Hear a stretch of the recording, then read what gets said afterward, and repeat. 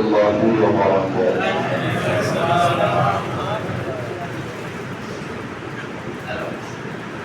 إن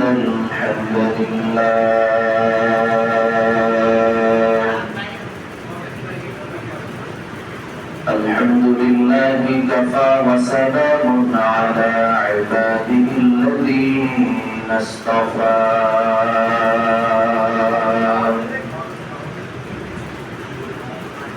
أما بعد فأعوذ بالله من الشيطان الرجيم.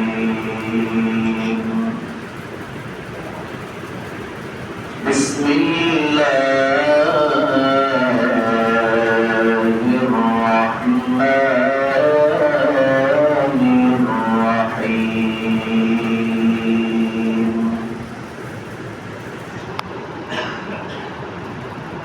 هو الذي أرسل رسوله بالهدى ودين الحق ليظهره على الدين كله وكفى بالله شهيدا.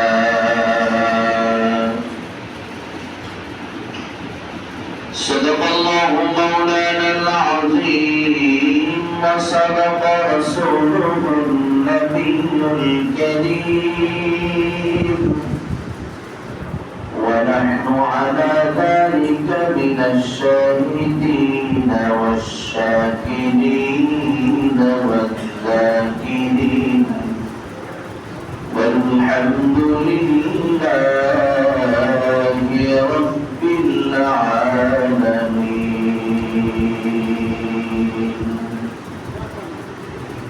وقال رسول الله صلى الله عليه وسلم: الإيمان بضع وسبعون شعبة أفضلها قول لا إله إلا الله، وأدناها إماطة الأذى عن الطريق، والحياء شعبة من الإيمان، أو كما قال النبي عليه الصلاة والسلام. اللهم صل على محمد وعلى آل محمد كما صليت على إبراهيم وعلى آل إبراهيم إنك حميد مجيد. اللهم بارك على محمد وعلى آل محمد كما باركت على إبراهيم وعلى آل إبراهيم إنك حميد مجيد. بلغ العلا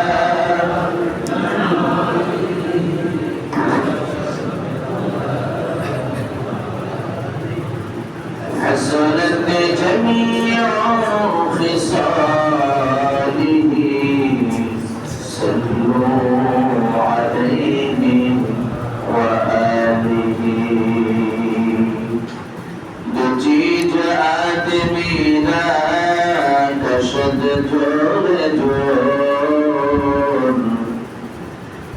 بجیج آدمینا کشد جور جور، ایک آبدانا دیگر کھاکے گور. یہاں ہم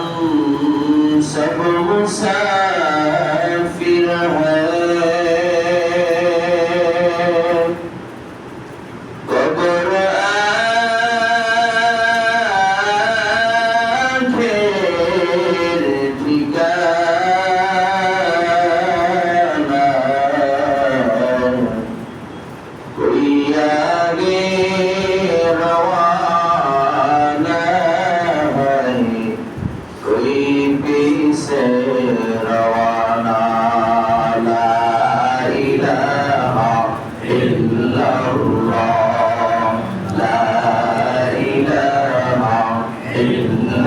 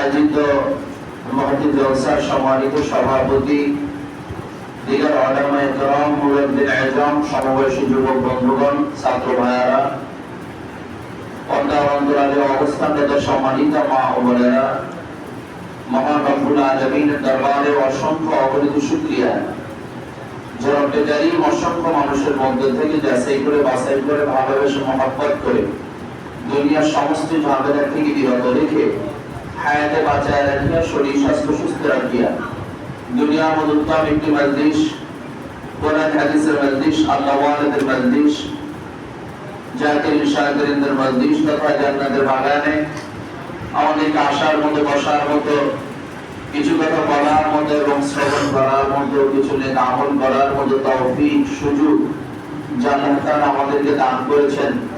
এই জন্য আমরা বেজার না খুশি? অল্প না বেশি? সকলের হৃদয় সকল ভালোবাসাটুকু উজাড় করে দিয়ে জবানের সকল আওয়াজটুকু ছেড়ে দিয়ে আল্লাহর দেয়া জবান দ্বারা সকলই কালিমাতুশ শুকর উচ্চারণ করি আলহামদুলিল্লাহ। আমাদেরকে এই গুরুত্বপূর্ণ দামি মজলিসে জান্নাতি পরিবেশে বসার মতো সুযোগ যিনি দান করেছেন তার নামটা একটু বলা যাবে? আর একটু জোরে বলা যাবে? আল্লাহ যদি আমাদের তৌফিক না দিতেন, বুদ্ধির মাধ্যমে, অর্থের মাধ্যমে, বংশ পরিচয়ের মাধ্যমে, সুস্থতার মাধ্যমে কোন পরিচয় দিয়ে এই নেকের পরিবেশে বসা আমাদের কারো জন্যই সম্ভব ছিল না। আল্লাহ কবুল করেছে বিধায় কোনো পরিচয়ের প্রয়োজন হয় নাই। হাজারো ব্যস্ততাকে পিছনে ফেলে রেখে আমরা নবীর মহব্বতে, আল্লাহর ভালোবাসায় এই জান্নাতি পরিবেশে সময় দেওয়ার সুযোগ পেয়েছি। কাজে আল্লাহ তাআলা আজকের এই বসা, এই মুজাহাদা, এই কষ্ট কাল আখিরাতের জিন্দেগিতে নাজাতের ওসিলা হিসেবে কবুল করুক। সকলে বলি আমিন।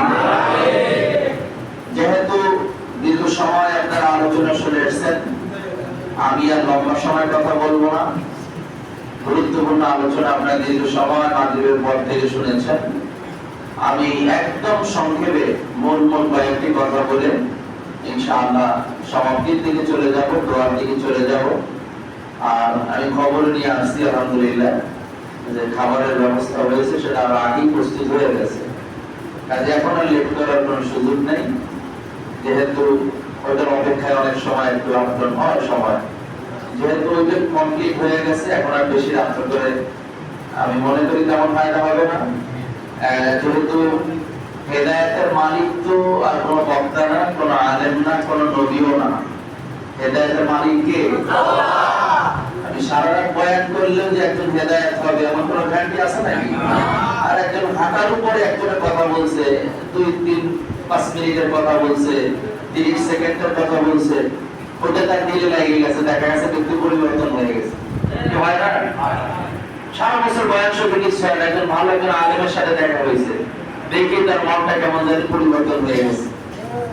তার চেহারা দিয়ে একটু মশাফত আছে, তার মাথায় একটু হাত দিয়ে পোছা দিয়েছে, হুজুর আমার মাথায় হাত দিয়ে পোছা দিয়েছে, ব্যাস তার চিন্তা পরিবর্তন হয়ে গেছে।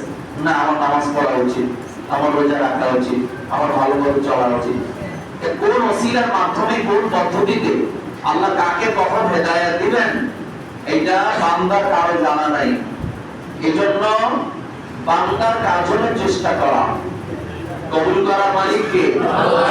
আল্লাহ তাআলা আমাদের সবাইকে কবুল করুন, সকলে বলে আমিন। আমি যে আয়াতে কারিমা তেলাওয়াত করেছি, যে হাদিস উপস্থাপন করেছি, এর আরো একটু সংক্ষিপ্ত কিছু কথা বলবো। যেহেতু আপনারা এসেছেন নবীর মহব্বতে, আল্লাহর ভালোবাসায়, নবীর জীবনী থেকে কিছু কথা শোনার জন্য, আল্লাহ তাআলার পক্ষ থেকে মহাগ্রন্থ আল কোরআনের কিছু কথা শ্রবণের নিয়তেই মূলত এখানে আসছেন, আমলের নিয়তে। এই জন্য আমি একদম সংক্ষেপে আপনাদেরকে কিছু কথা বলবো। আমি আপনাদের প্রথম যে প্রশ্নটা করতে চাই, সেই প্রশ্নটা হলো, নবী আলাইহিস সালাতু ওয়াস সালাম এই দুনিয়ায় হায়াত পেয়েছিলেন কত বছর? 63 বছর। কত বছর? 63 বছর। এই 63 বছরের হায়াতের জিন্দেগিটা কিন্তু 3 ভাগে বিভক্ত। স্বাভাবিকভাবে আমরা যারা আছি, যদি আপনাদের জিজ্ঞাসা করা হয় আপনাদের জীবনে কাল কয়টা, সবাই বলবেন 3টা কাল: শিশুকাল, যৌবনকাল, বৃদ্ধকাল। এটা আমাদের জীবনের কাল। কিন্তু এটা ছাড়াও নবীজির 63 বছরটাকে 3টে ভাগ করা হয়েছে। একটা হলো নবুয়তের আগের সময়, আর একটা হলো নবুয়তের পরে মক্কার 13 বছর, আর একটা হলো মদিনায় 10 বছর। কয় ভাগ? 3টা ভাগে ভাগ করা হয়েছে। তো নবুয়তের আগে গিয়েছেন 40 বছর, কেউ কেউ বলেছেন 40 বছর 5 মাস 10 দিন, মতান্তরে আপডাউন আছে হয়তো বা, ধরেন 40 বছর।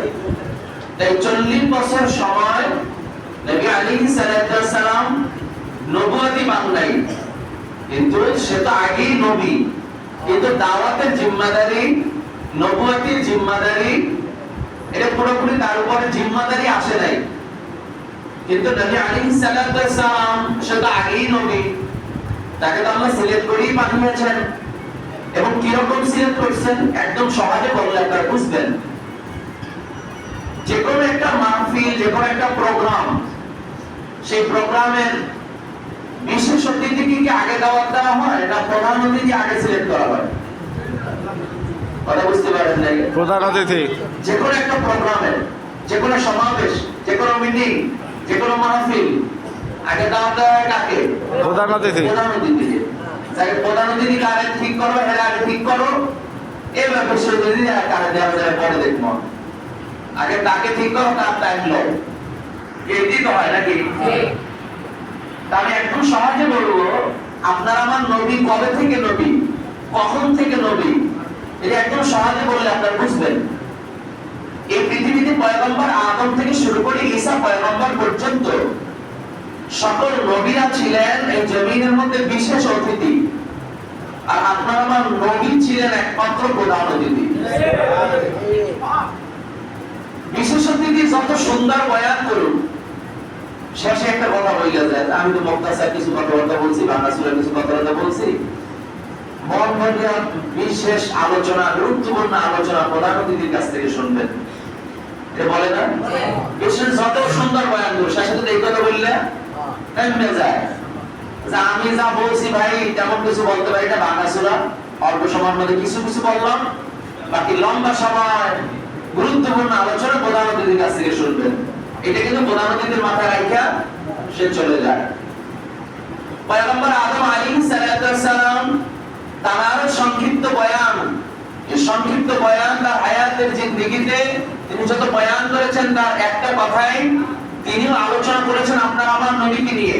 মুসা আলাইহিস সালাতু ওয়াস সালাম, আমি তো আমার শরীয়তের উপরে কিছু কথা বললাম, গুরুত্বপূর্ণ প্রধান অতিথি হিসাবে শেষ নবী আসতেছেন, তিনি গোটা আলমের জন্য কিয়ামত পর্যন্ত মানুষের জন্য তিনি নসিহত করবেন। মুসা পয়গম্বর একই বয়ান, বিশেষ অতিথির কথা বললাম, মূল আলোচনা প্রধান অতিথি আসতেছেন তিনি করবেন। ইয়াকুব আলাইহিস সালাতু ওয়াস সালাম, ইউসুফ আলাইহিস সালাতু ওয়াস সালাম, ইয়াহইয়া আলাইহিস সালাতু ওয়াস সালাম, জাকারিয়া আলাইহিস সালাতু ওয়াস সালাম, দাউদ আলাইহিস সালাতু ওয়াস সালাম, ঈসা আলাইহিস সালাতু ওয়াস সালাম, আমরা বিশেষ অতিথির বয়ান করে চলে গেলাম।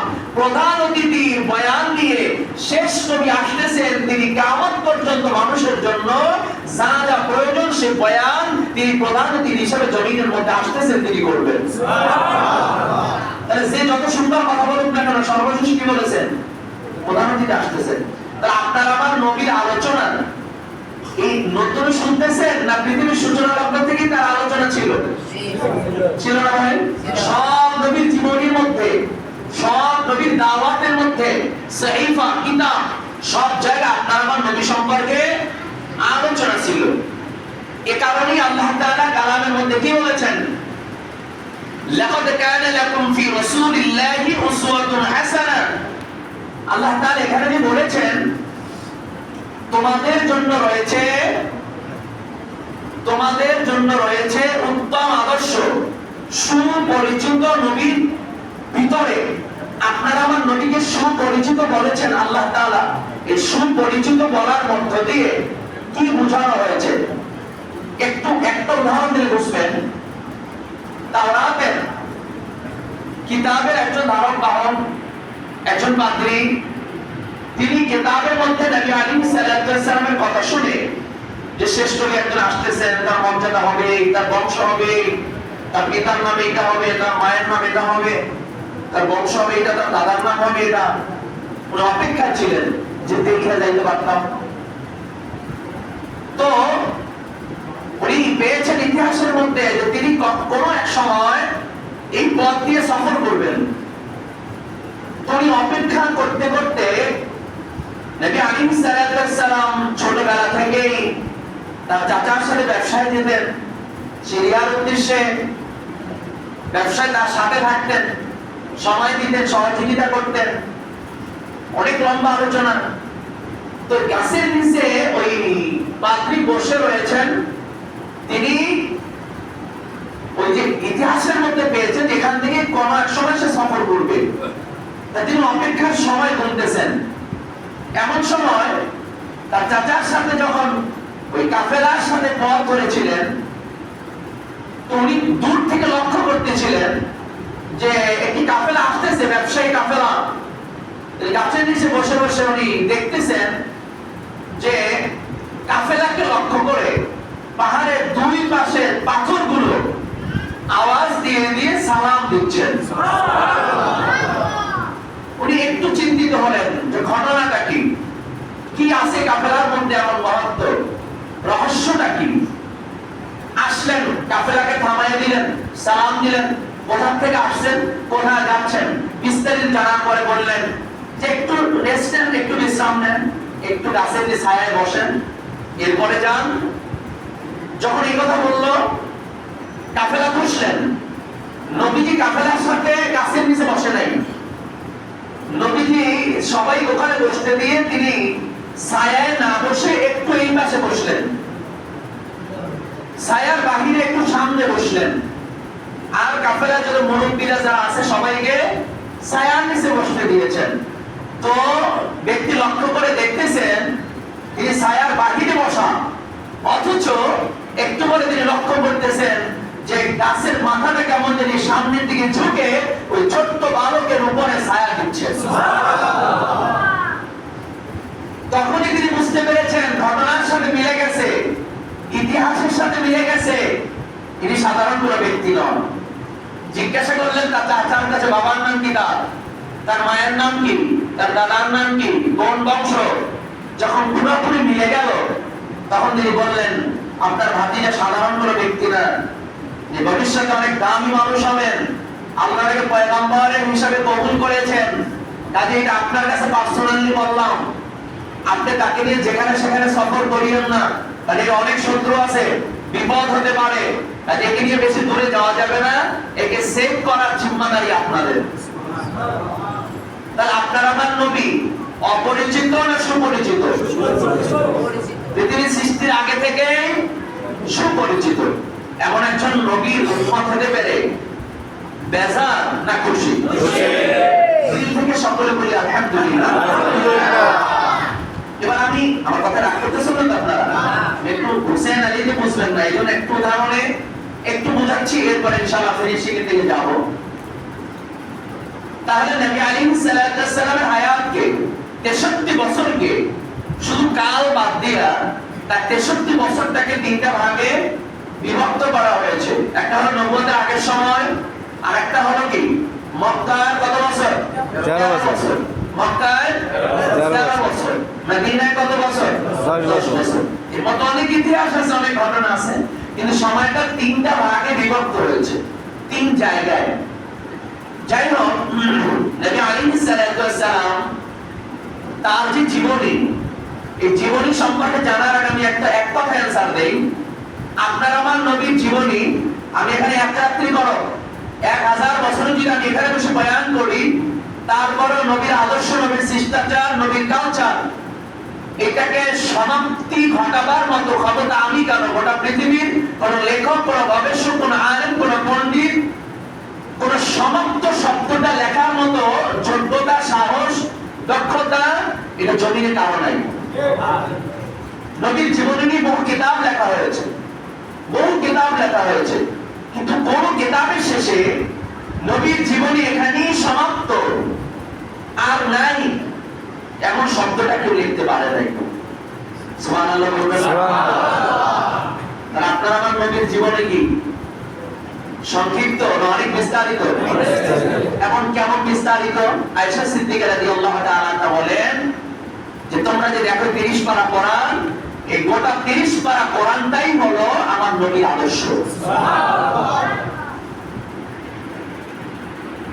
একটা জিনিস বুঝলেন, ব্যক্তির পরিচয় না জানলে ব্যক্তিকে পরিপূর্ণভাবে মূল্যায়ন করা যায় না। আপনাদের এখানে যদি আজকে ঢাকা বাইতুল মুকাররম জাতীয় মসজিদের খতিব যদি এখানে আসে, আর কেউ যদি তাকে আপনারা না চিনেন, বলেন যথাযথ সম্মান কি তাকে আপনারা করবেন? করবেন না, হবে না। কেন?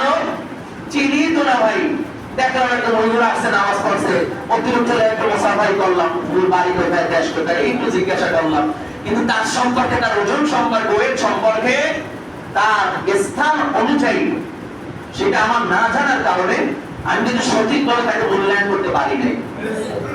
এবার আমি আপনাদের কাছে প্রশ্ন করতে চাই, নবী সম্পর্কে যদি আপনাদের পরিচিতি না থাকে, নবী সম্পর্কে যদি আপনাদের জানা না থাকে, শুধু শেষ নবী একজন ছিল এতটুকুই জানবেন, আর এতটুকু জানার মধ্য দিয়ে নবীকে পরিপূর্ণ সম্মান করতে পারবেন না, নবীকে চিনতেও পারবেন না, নবীর মর্যাদাও আপনি রক্ষা করতে পারবেন না। এই কারণে আজকে 80% মানুষ নবী চিনে না, নবী চিনেই না। এটা মূল সমস্যা ভাই, 80% মানুষ নবী চিনে না। আপনি অনেক মুসলমানকে জিজ্ঞাসা করবেন যে বলো তো নবী দাদার নাম কি ছিল, শেষ নবী কোন নবী? মাঝে মধ্যে আমরা দেখি তো বিভিন্ন ইন্টারভিউ, ইব্রাহিম আলাইহিস সালাম। যদি মায়ের নাম জিজ্ঞাসা করেন অনেকেই বলতে পারবে না। কত সালে জন্মগ্রহণ করেছেন অনেকেই বলতে পারবে না। কেন? চর্চা নাই, আলোচনাই নাই। আর বর্তমান জেনারেশন যারা আছে তার অধিকাংশ এগুলা জানতেই চায় না, আলোচনা করতেই চায় না। এটা একটা ফোর্স সাবজেক্ট মনে করে। আমি বলবো তোমার দুনিয়ার যত সাবজেক্ট আছে সব সাবজেক্ট ফোর্স সাবজেক্ট হতে পারে, কিন্তু আল্লাহ সম্পর্কে, নবী সম্পর্কে জানা এটা ফোর্থ সাবজেক্ট মুসলমানের হতে পারে না, বরং এটাই মুসলমানের মূল সাবজেক্ট হওয়া উচিত ছিল। আপনি যদি নবী না চিনেন আপনি মুসলমানের তো কোথায় বলেন ভাই? এটা কি ফোর্থ সাবজেক্ট বানাবার সুযোগ আছে না? এটা আউট সাবজেক্ট বানাবার কোনো সুযোগ নেই। আল্লাহ সম্পর্কে, নবী সম্পর্কে জানাটা এটা মুসলমানের মূল সাবজেক্ট, কি তাই না ভাই? এটা যদি মূল সাবজেক্ট বানাতে পারতাম তাহলে নবীর আদর্শ, নবীর শিষ্টাচার এটা আমার জীবনের মধ্যে ঢুকাতে পারতাম। আমিও একজন আল্লাহর কাছে একজন দামি মানুষ হতে পারতাম, একজন দামি মুসলমান হতে পারতাম, আল্লাহর একজন খাঁটি গোলাম হতে পারতাম। এবার পরবর্তী প্রশ্ন আপনাদের কাছে, এরপর আমি মূল বয়ানে ঢুকবো। আপনারা কি নবীর 63 বছরের ফুল জিন্দেগি কি আপনারা বিশ্বাস করেন, মানেন, নাকি কিছু কিছু মানেন? এটা আমার প্রশ্ন। ফুল জীবনী কি আপনারা মানতে চান না কিছু কিছু মানতে চান? পূর্ণাঙ্গটা মানতে চান? পূর্ণাঙ্গটা বিশ্বাস করতে চান? তাহলে আমি পূর্ণাঙ্গ থেকে একদম সংক্ষেপে কাজ দিব। আর যদি বলেন যে না হুজুর যেটা বললে ঝামেলা আছে, ব্যক্তি সমস্যা হবে, অত কঠিন আমল করতে পারবো না, ওগুলো বাদ দেন, ওগুলো বললেন না। হ্যাঁ, তাহলে কিন্তু সেখানে ভিন্ন প্রশ্ন এসে যায় যে তাহলে কিছু মানলাম কিছু মানলাম না।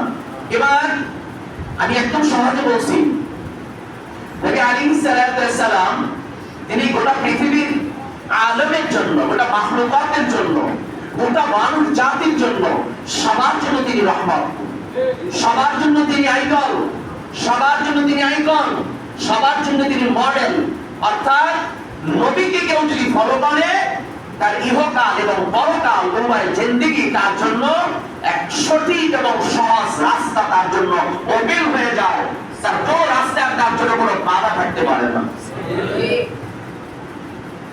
নবী আলাইহিস সালাম তার প্রথম জীবনের 63 বছরের প্রথম অধ্যায় কত বছর? 40 বছর। প্রথম অধ্যায় কত বছর? 40 বছর। নবুয়তের আগের সময়, নবুয়তের আগের সময়। আচ্ছা, নবুয়তের আগের যে সময়টা ছিল, এই সময়টাও যে নবী যে কার্যক্রমগুলো করছেন, এখান থেকে আমাদের আমল করার সুযোগ আছে না নাই? আছে।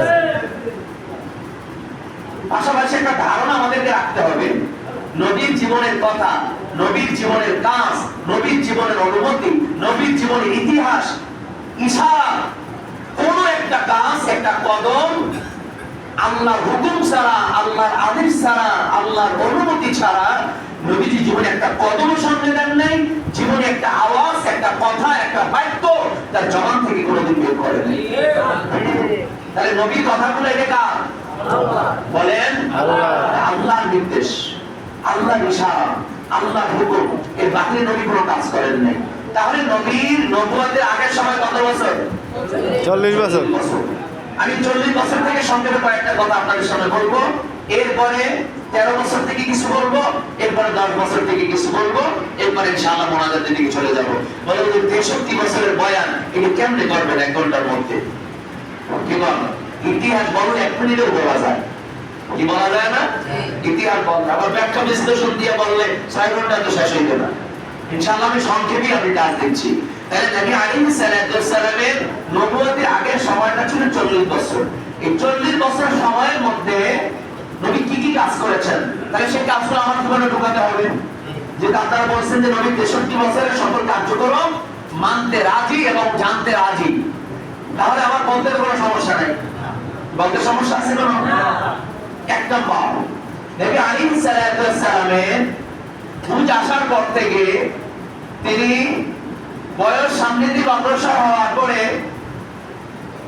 মোটামুটি মেচুরিট হওয়ার পরে নবী আলাইহিস সালামের প্রধানতম যে কাজ ছিল, সেই কাজটা ছিল নবীজি ব্যবসায় সময় দিয়েছেন। কি করছেন? ব্যবসা করছেন। ব্যবসা ভালো কাজ না খারাপ কাজ? সবার জন্য ভালো হইলেও ইমাম সাহেবের জন্য ভালো না। এই ভাইরাস কিন্তু আমাদের সমাজে আছে। ইমাম সাহেব ইমামতির পাশাপাশি যদি ব্যবসা করে, সেটা নিয়ে সমালোচনা আছে না নাই? আপনাদের এখানের কথা বলছি না, সারা বাংলাদেশের কথা বলছি। হুজুর মানুষ এরা ব্যবসা করে রাখবে কেন? এত চাহিদা কেন? নবী না খাইয়ে পেটে পাথর বাঁধছে। আরে অবস্থায় চাহিদা শেষ নাই। আমরা 30 দিন 30 করে খাওয়াই, মাসে 5,000 টাকা বেতন দিই, তাই হের আবার এই কেমন আমার রাখবে কেন? কি সমস্যা আমাদের সমাজে আছে না? আচ্ছা, ব্যবসা আপনারা সবাই করতে পারবেন, হুজুরের কথা ঝামেলা কেন? বলে যে কেমন জবাব দেন, মানে আপনাদের জন্য হালাল, হুজুরের জন্য হারাম। হুজুরে যদি বাড়তি একটু টাইম পায়, যদি হালাল পন্থায় ব্যবসায়ীকে সময় দিয়ে আরেকটু লাভবান হতে পারে, তাহলে এখানে তো আপনাদের জন্যই ফায়দা, আপনাদের বেতন সৃষ্টি হবে না। বরং ইমামের বেতন যদি গরিব হয়, ইমামের বেতন যদি বেঁচে থাকে, ইমামের বেতন দিতে যদি, আপনাদের এখানে কথা বলছি না, ইমামের বেতন নিয়ে যদি গরিবসী হয়, এই মাসের বেতন ওই মাসে, ওই মাসের বেতন ওই মাসে, তাহলে হ্যাঁ মাসে নামাজ পড়লে সমস্যা আছে, নামাজ দিবে না। কারণ উনি তো টেনশনে আছেন বেতনে। ওনার ওদিকে ছেলে একটা ওই মাদ্রাসা পড়ে, একটা ওই স্কুলে পড়ে, বাসায় বাজার করতে হইবে, এই ডাক্তার খরচ, এই ফ্যামিলির খরচ, কত রকম খরচ একটা মানুষের, অথচ বেতন পাইতে রয়েছে, তা নামাজে ভুলে গেলে আমি কি করি? সুরাতে আউলিয়ে যাইবে না, কেন যাইবে না? সুরা আউলিয়ে কখন? যখন মাথা বিভিন্ন রকম টেনশন করবে, আর যখন ঘরে কোনো চাহিদা থাকে না, কোনো ঝামেলা থাকে না, তাহলে তো সুরাটা ঠান্ডা মাথায় করতে পারে। কথা মনে রাগ করছেন আপনারা? তাহলে ব্যবসা হালাল না হারাম? ব্যবসা মানে কোন ব্যবসা? হালাল ব্যবসা। ব্যবসা তো লাইন বহুত আছে। আল্লাহ বলেছেন আহাল্লাল্লাহুল বাই'a ওয়া হাররামা রিবা, আমি আল্লাহ ব্যবসাকে হালাল করেছি আর সুদকে হারাম করেছি। তাহলে ব্যবসা কি ভালো না খারাপ? ভালো। সবার জন্য না শুধু ইমামের জন্য নিষেধ, আর সবাই করতে পারবে? হুজুররা পারবে না, সবাই পারবে? তাহলে ব্যবসাকে সবাই করতে পারবে কি? তাহলে নবীজির প্রধানতম প্রথমেই যে কাজ ছিল 40 বছরের মধ্যে, তার এক নম্বর কাজ কি ছিল? ব্যবসা করছেন, ব্যবসা শিখছেন, ব্যবসার সময় দিয়েছেন। নাম্বার 2, নবী আলাইহিস সালাতু ওয়াস সালাম সমাজের অসহায়, দরিদ্র, গরিব, দুঃখী মানুষের পাশে দাঁড়িয়েছেন। তিনি হেল্পফুল ফজলুল নামে সংগঠন তৈরি করেছিলেন যে মানুষ নির্যাতিত না হন, অসহায় গরিব মানুষগুলো যাতে বিপদগ্রস্ত না হন, তাদের অর্থনৈতিক চাকাকে সচল করার জন্য নবী আলাইহিস সালাতু ওয়াস সালাম তিনি সমাজ সংস্কারের কাজ করেছেন, সমাজে মানুষের খেদমত করেছেন, মানুষের পাশে দাঁড়িয়েছেন।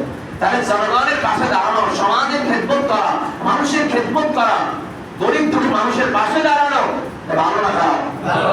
সবার জন্য ভালো না কিছু মানুষের জন্য?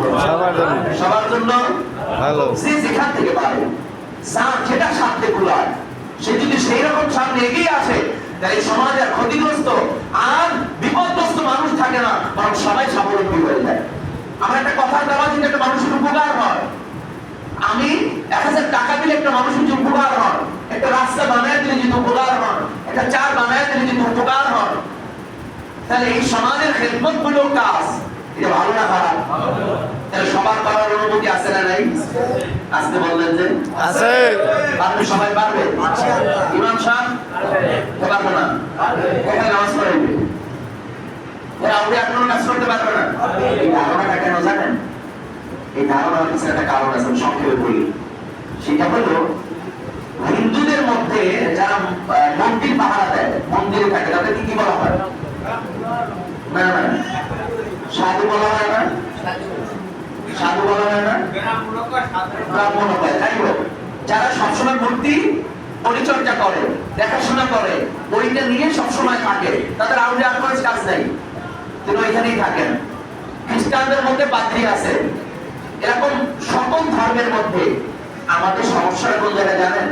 হিন্দু ধর্মকেও যেরকম মনে করি, মুসলমান ধর্মকেও সেরকম মনে করি, খ্রিস্টান ধর্ম যেরকম মনে করি, মুসলমান ধর্ম সেরকম মনে করি, ঠিক একই রকম।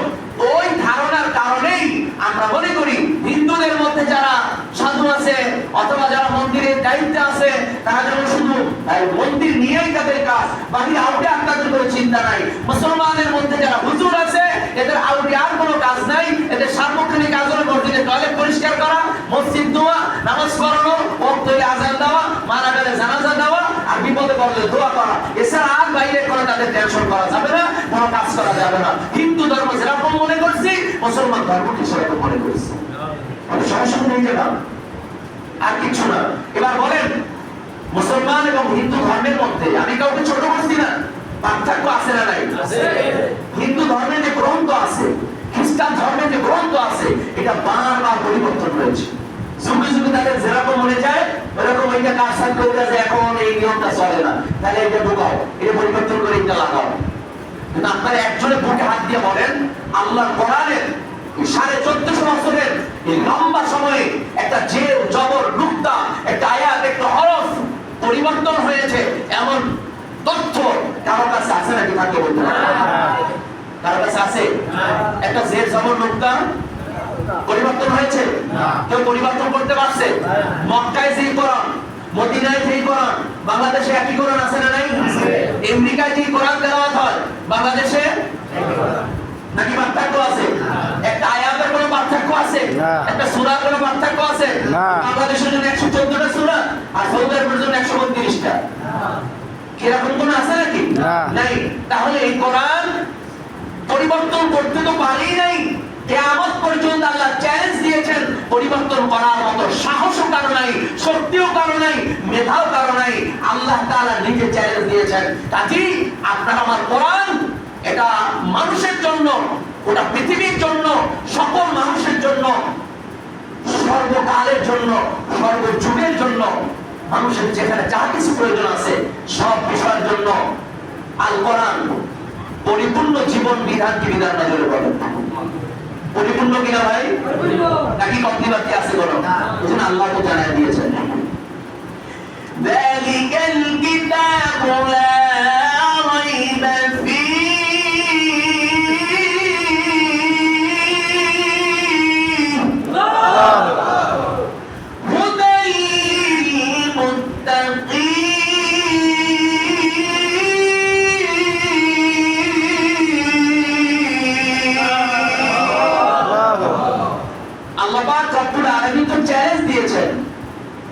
যে কোরআনের মধ্যে কোনো ভুল নাই, কোনো সন্দেহ নাই, কোনো ভুলের লেশ মাত্র নাই, সন্দেহের লেশ মাত্র নাই। কাজে এই কথার উপর আমাদের ঈমান আছে না নাই? তাহলে এবার একটু আমার কথার জবাব দেন। এই দ্বীন ইসলাম মুসলমানের এই ধর্মের মধ্যে রাস্তার কোন পাশ দিয়ে হাঁটবেন সেই থিওরি আছে না নাই? কোন কাটে ঘুমাবেন সেই থিওরি ধর্মের মধ্যে আছে না নাই? কোন হাত দিয়ে খানা খাবেন, কোন হাত দিয়ে খাবার খাবেন সেই থিওরি আছে না নাই? আপনার কোন ভাষায় কোন রকম কার সাথে কথা বলবেন, ভাইয়ের সাথে ব্যবহার কেমন হবে, বোনের সাথে আচরণ কেমন হবে, স্ত্রীর সাথে ব্যবহার কেমন হবে, মা বাবার সাথে ব্যবহার কেমন হবে, পাড়া প্রতিবেশীর সাথে ব্যবহার কেমন হবে, বড়দের সাথে ব্যবহার কেমন হবে, ছোটদের সাথে ব্যবহার কেমন হবে, আপনি টয়লেটে কোন পদ্ধতিতে যাবেন সেটাও এই ধর্মের মধ্যে আছে। তাই কমপ্লিট না? রাস্তা কোন পথে হাঁটবেন হিন্দু ধর্মের মধ্যে আছে নাকি? কোন দিক থেকে খানা খাবেন, কোন দিক দিয়ে শেষ করবেন, কোন সিস্টেমে ঘুমাবেন, এই সমস্ত থিওরি আছে নাকি? তাদের ধর্মের মধ্যে মূল যে থিওরি গুলো আছে, কোন মূর্তি পূজা করলে কোন ফজিলত আছে সেগুলি কথা বলা। কথা বুঝতে পারছি? যদি এই মূর্তি পূজা করেন তার মানে তো বুদ্ধ মারা যাবেন না, যদি এই মূর্তি পূজা করেন তার অভাব থাকবে না, এই মূর্তি পূজা যদি করেন তার আগুনে পড়বেন না, সব এই থিওরি দেওয়া। কিন্তু কিভাবে খাবেন, কিভাবে হাঁটবেন, কোন দিকে যাবেন, কি বলবেন, কি করবেন, আপনার ব্যবসা কি হবে, আপনার চাকরি কি হবে, আপনি স্ত্রীর সাথে কেমন ব্যবহার হবে, সংসার কিভাবে চালাবেন, সব বিষয় থিওরি ইসলামের মধ্যে আছে না নাই? এই জন্য একটা কথা আছে, আমরা অনেক সময় চিন্তিত হই যে কোরআনের চেয়ে বিজ্ঞান অনেক কিছু আমাদেরকে দিয়েছে। এই চিন্তার মাধ্যমে আমরা অনেক সময় কোরআনকে ছোট মনে করি, বিজ্ঞান অনেক বড় মনে করি। আপনারা কি মনে করেন? কোরআন আগে না বিজ্ঞান আগে? কোরআন আগে। বরং বলা হয়েছে Al Quran is the source of science. বিজ্ঞান দিয়ে কোরআন নয়, বরং কোরআন দিয়েই বিজ্ঞানের জন্ম হয়েছে, কোরআন দিয়ে বিজ্ঞানের আবিষ্কার হয়েছে। কাজেই এই কমপ্লিট একটি জীবন বিধান আল কোরআন। এরপরেও যদি আমরা মনে করি যে এটা আছে কিনা, এটা হবে কিনা, এই চিন্তার মধ্যে যদি থাকি, সব বিষয়ের একটি মূল সমাধানের একটি কিতাব পাওয়ার পরেও, একটু সুন্দর শ্রেষ্ঠ ধর্ম পাওয়ার পরেও, তাহলে আমাদের যে দুর্ভাগা আর কেউ নেই। এবার আসেন, আমি কলকাতা বলতেছিলাম, খেয়াল আছে আপনাদের? কলকাতা বলতেছিলাম, খেয়াল আছে আপনাদের? হ্যাঁ, নবী আলাইহিস সালাম এক নম্বরে কাজ কি ছিল? ব্যবসা ছিল। দুই নম্বরে কি করেছেন? সমাজ সংস্কারের কাজ করেছেন, বিপদে আপদে জনগণের পাশে দাঁড়িয়েছেন। নাম্বার 3, তিনি আরেকটা কাজ করেছেন, তিনি সালিসি ব্যবস্থা করেছেন, সালিসি কাজ করেছেন, মীমাংসা করেছেন। কুরাইশদের মধ্যে, মক্কার মধ্যে গোত্রে গোত্রে সাধারণ একটা বিষয় নিয়ে মাসের পর মাস, বছরের পর বছর দ্বন্দ্ব লেগে থাকতো, কোনো সমাধানই হতো না। ধারাম তরবারি নিয়ে ব্যাস মারামারি লেগেই থাকতো, মানুষ জীবন দিত, রক্ত দিত, কোনো সমাধান নেই। অথচ নবীজি সেই সালিসি ব্যবস্থাগুলো যেটা বছরের পর বছর লেগে থাকতো, সেই মীমাংসাগুলো নবীজি মুহূর্তের মধ্যে সেটা সমাধান করে দিচ্ছে। সালিসি করা ভালো না খারাপ? এটা অনেকে খারাপ মনে করে, সালিসি কি ভালো না? সেটা মীমাংসা করা, একজনের সাথে আরেকজনের বিবাদ মিলাইয়া দেওয়া, অনেক সওয়াবের কাজ। যদি সেই উদ্দেশ্যে করে থাকে, তাহলে নবীদের জীবনের মধ্যে এই মীমাংসা করেছেন, এই কাজ ছিল কি ছিল না? এই যে আপনারা জানেন, এই যে জান্নাতি পাথর নিয়ে যে গঞ্জাম ছিল, যে ফাসাদ ছিল, সেইটা নিয়ে লম্বা সময় তাদের মধ্যে কন্দল ছিল। নবী আলাইহিস সালাতু ওয়াস সালাম সেটা সমাধানটা কিভাবে করেছিলেন?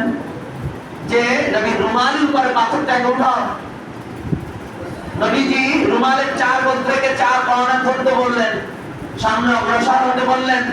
এইবার নবীজি পাথর নিজে হাতে উঠালেন, তাওয়ার সাথে ধরলেন, লেগে গেলেন। এটা হযরত আসাদ পাথর। এই গ্যাঞ্জাম ফাসাদ সমাধান হয় না, কিন্তু মুহূর্তের মধ্যে সালিশি শেষ। সাইকুত্রী খুশি, কত সুন্দর সমাধান, কি বলেন? এরকম হাজারো সালিশি নবীজি করেছেন, মীমাংসা করেছেন। আর আমাদের কাম কি? আমাদের কাছে যখন দেখছে এখন লাগে বাঁচছে, তাহলে ওরে কই যে বিগানটা যখন তুমি মাথা পাছাই দিবি। হ্যাঁ, ওই দিকে আবার আরেক ধরনের বলছি, তুই টেনশন করো দিল লেখা ও থানা টানা যেমনে যা কও ও আবুসমা আমি পিছপা হবি না কোনো রকম। ঠিক আছে, এই সমাধান করছে না বাজাইছে? বুঝেছিল ছাত্র বাজার করে দুই পক্ষকে থামায় দেয়, কি হয়েছে আমি দেখতে আসি। কিন্তু আমরা কি করি? যারা কি তুই কোনো দিকে ছোট নাকি, তোর কোনো দিকে কম দিছে নাকি আল্লাহ? তাহলে টেনশন করো কি? টাকা দরকার হলে 1 লাখ নিয়ে যাইবে, 2 লাখ খরচ করবে এই জায়গা, ভাড়ার মানামানি নাই। এই বিরাট মাথা পাশাই দেওয়ার পরামর্শ দেয়। ওইদিকে আবার কয় কি থানা যেমনে যা বোঝা লাগে অবুঝবো আমি। এটাকে আসলে নবীর আদর্শ বলে? বরঞ্চ এক মুসলমান আর এক মুসলমানের সাথে সবসময় মীমাংসা করে দেওয়া, মিলে দেওয়া, এটা নবীর সুন্নাত। এটা উত্তম একটি কাজ, সওয়াবের একটি কাজ। আল্লাহ আমাদের সবাইকে আমল করার তৌফিক দান করুন। আমল কাছে মনে হয় নাকি এখন কিন্তু বয়ান শুরু করি না নাকি? বলছে দেখছেন কয় না? অর্থাৎ সমস্যা কি জানেন? যতক্ষণ পর্যন্ত শুরু দিয়ে কথা শুরু না করবেন ততক্ষণ কিন্তু বয়ান শুরু হবে। আচ্ছা, এতক্ষণ যা বলছি কি করোনা কেসের বাইরে কোনো কথা বলছি নাকি নবীর জীবনী থেকেই বলছি? দেখবেন এমনি কথা বলছেন 1 ঘন্টা, এবার টান দিয়ে বলছেন 15-20 মিনিট, এই সবে মাত্র বয়ান শুরু করেছে। বয়ান কি সারা 20 মিনিট। ঠিক কর, শুরু পেলে বয়ান হবে, সুসারে বয়ান হবে না। বাংলাদেশে কথা হলেই তো বয়ান নাকি? আল্লাহ আমাদের সবাইকে কবুল করুন। هو الذي أرسل رسوله بالهدى ودين الحق ليظهره على الدين كله وكفى بالله شهيدا।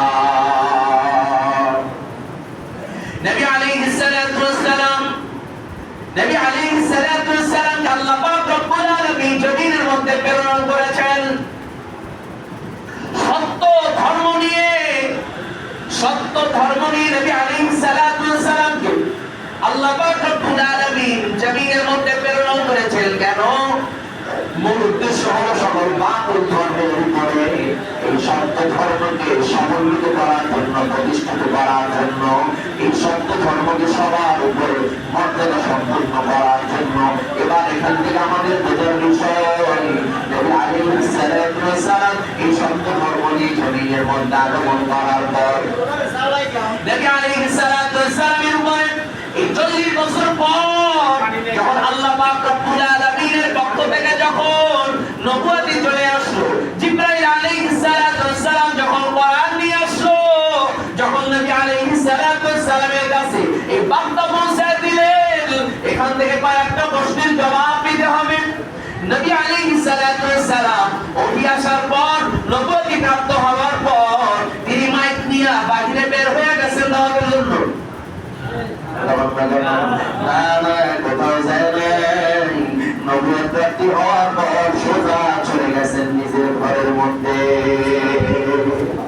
প্রত্যেকটা পয়েন্টে আমাদের শেখার অনেক কিছু আছে ভাই। নবীজি পারতেন নবুয়ত প্রাপ্ত হওয়ার পর আমি বাসায় ফেরবো না যতক্ষণ আমার এরিয়া দেওয়া শেষ না হইল। কিন্তু নবী কি করেছেন?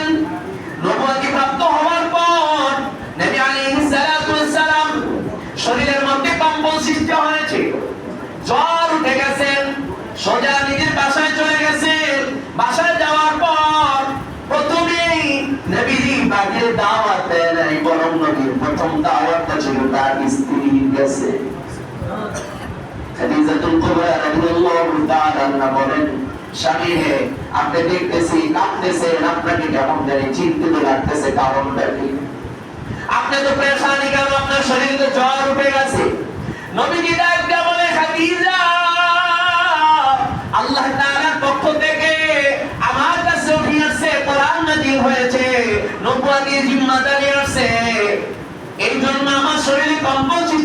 গেছে, জ্বর উঠে গেছে, আর চিন্তিত হলো যেহেতু জিম্মাদারি আমার মাথার উপরে আসছে, পেরেশানি, আমি টেনশনের মধ্যে আছি, কোথায় যাব, কার কাছে যাব, কিভাবে দাওয়াত দিব, কোনখানে গিয়ে দাওয়াত দিব। খাদিজাতুল কুবরা রাদিয়াল্লাহু তাআলা আনহাকে নবীজি কিন্তু চাপ সৃষ্টি করে নাই। নবীজি বলেও নাই তুমি কালিমা পড়ো, তুমি আমাকে নবী মানো। এখান থেকে বোঝার অনেক কিছু আছে রে ভাই। নবীজি শুধু বলছেন আমার উপরে নবুয়ত আছে, কোরআন নাযিল হয়েছে, আমি এখন কোথায় যাব, কার কাছে যাব, কোথায় গিয়ে দাওয়াত পৌঁছে দিব। খাদিজাতুল কুবরা রাদিয়াল্লাহু তাআলা আনহার সাথে সাথে বলেন, স্বামী হে, আমি জানি আপনি কোনদিন মিথ্যা কথা বলেন না, আপনার জীবন দশায় কোনদিন আপনি অকৃতজ্ঞ কথা বলেন নাই, মিথ্যা কথা বলেন নাই, আপনাকে আমি ভালো করে চিনি। আর এই চেনার কারণে আমার দুইজন স্বামী ইন্তেকাল করার পরেও আমার বিবাহের চিন্তা ভাবনায় সব আমি বাদ দিয়ে দিয়েছিলাম, কিন্তু আপনাকে দেখার পরে, আপনার আদর্শ দেখার পর আমি আকৃষ্ট হয়ে আপনাকে বিবাহের প্রস্তাব দিয়েছিলাম। কাজে আমাকে নতুন করে চিনাবার দরকার নাই, আর দেরি নয়, সর্বপ্রথম আপনি আমাকে কালিমা পড়ে মুসলমান বানায় দেন। লা ইলাহা ইল্লাল্লাহ মুহাম্মাদুর রাসূলুল্লাহ সাল্লাল্লাহু আলাইহি ওয়াসাল্লাম। এখান থেকে বোঝার একটা বিষয় হলো, নিজে এমপি হওয়া সহজ, কিন্তু নিজের স্ত্রীর কাছে এমপি হওয়া কিন্তু এত সহজ না। নিজে পীর সাহেব হওয়া সহজ, কিন্তু নিজের স্ত্রীর কাছে পীর সাহেব হওয়া কিন্তু এত সোজা না। এটা কি মানেন আপনারা? এলাকার চেয়ারম্যান হওয়া সহজ ভাই, এলাকার 10,000 লোক এটাকে ম্যানেজ করলে আপনার গুছিয়ে চলা সহজ। স্ত্রীর কাছে চেয়ারম্যান কি এত সোজা নাকি? এত সোজা না। আপনি এমপি হতে পারেন, প্রধানমন্ত্রী হতে পারেন, স্ত্রীর কাছে প্রধানমন্ত্রী হওয়া এখন কঠিন জিনিস। হ্যাঁ, তবে স্ত্রী যদি নেককারী হন, স্ত্রী যদি আল্লাহর খাঁটি বান্দি হন, তাহলে অবশ্যই দেখবেন স্বামীর যথাযথ সম্মান করে, স্বামীকে যথাযথ মর্যাদা দেয়, স্বামী হিসাবে তার যতটুকু মর্যাদা পাওয়া উচিত ততটুকু কিন্তু সে কদর করার চেষ্টা করে। কিন্তু স্বাভাবিকভাবে দেখবেন যে যত আওয়াজে ঘরে গেলে কিন্তু একদম বিরাট, এখানে হে যাতা হয়ে এখানে মশারি টাঙ্গায়, এখানে ভাত রান্ধে, এখানে ঘর ঝাড়ু দেয়, ঘর বসে, বাচ্চা কাচ্চা করতে দেওয়া করে, বলতে কি নবী তরিকা নাই? হ্যাঁ অবশ্যই আছে, কিন্তু এর মধ্যে সিস্টেম আছে। একটা হলে সহযোগিতা করা, আর একটা স্ত্রীর হুকুম মতো সত্তা যে কারোর অধিকার ফেসবুক শরীফ চালানো, দুইটা দুই রকম না। একটা স্ত্রীর কাছে সহযোগিতা করা, এটা সুন্নাত, আর একটা হলো স্ত্রীর রেস্টে থাকা আর স্বামীকে হুকুম দিয়ে কাজ করানো, এটা কি সুন্নাত? কথা ঠিক না? অধিকাংশ লোক এইরকম ভাই, ঘরে কাছে কথা জবাবই দিতে পারে না। এজন্য বন্ধু জবাব হলো, তাহলে এখান থেকে কয়েকটা কথার জবাব দিব। নবী আলাইহিস সালাতু ওয়াস সালাম তার প্রথম দাওয়াতটা বাহিরে ছিল না, ঘরের মধ্যে ছিল, এবং তিনি স্ত্রীকে চাপ সৃষ্টি করে নাই, ফেরাউনের মতো চাপ সৃষ্টি করে নাই যে আমার কথা মানো। কিন্তু নবীজি বলেন দাওয়াতে জিম্মাদারি আছে, কোথায় যাব, কার কাছে দাওয়াত দিব। আমি অনেক চিন্তিত, অনেক পেরেশানির মধ্যে আছি। স্ত্রী সাথে সাথে বললেন আপনাকে পেরেশানি করার দরকার নাই, চিন্তা করার দরকার নাই, আপনি সর্বপ্রথম আমাকে কালিমা পড়ে মুসলমান বানায় দেন। আর এখান থেকে বোঝার বিষয়, 1 নাম্বার জবাব, দাওয়াত কি আগে আমরা বাহিরে দিব না নিজের ঘরের মধ্যে দেওয়া লাগবে? গোটা দুনিয়া দাওয়াত দিয়ে সব ইসলাম কায়েম করে ফেলেছি, অথচ নিজের স্ত্রী নামাজ পড়ে না, সেটা নেই। গোটা দুনিয়া ইসলাম কায়েম করে ফেললাম, নিজের ছেলের দিকে তাকাইলে এটা মুসলমানের সন্তান না বিদ্রোহীর সন্তান, বাঁচা যায় না। বাহিরে দাওয়াত দিয়ে গোটা পৃথিবীর ইসলাম কায়েম করে ফেলেছি, নিজের ঘরের মধ্যে ইসলাম নাই, নামাজ নাই, রোজা নাই, ছেলের বয়স 30 হয়ে গেছে এখনো নামাজের দাওয়াত দেয় না। বললে বলে ছোট্ট মানুষ, বয়স হলে ঠিকই করবে, ঠিকই আমল করবে, ইবাদত করবে, সবেমাত্র গিয়ে পরীক্ষা দিচ্ছে, সবেমাত্র পরীক্ষা দিচ্ছে, ছোট্ট মানুষ, বুঝাচ্ছে ঠিক তখন নামাজ ধরবে, তখন ঠিক মতো চলবে। আমি আপনার কাছে জানতে চাই, 30-35 বছরের যুবক সে যদি এখন ছোট্ট বালক থাকে, ছোট্ট মানুষ থাকে, তাহলে সন্তানটা কবে বৃদ্ধ হবে সেই টাইমটা একটু আমার দিয়া যায়।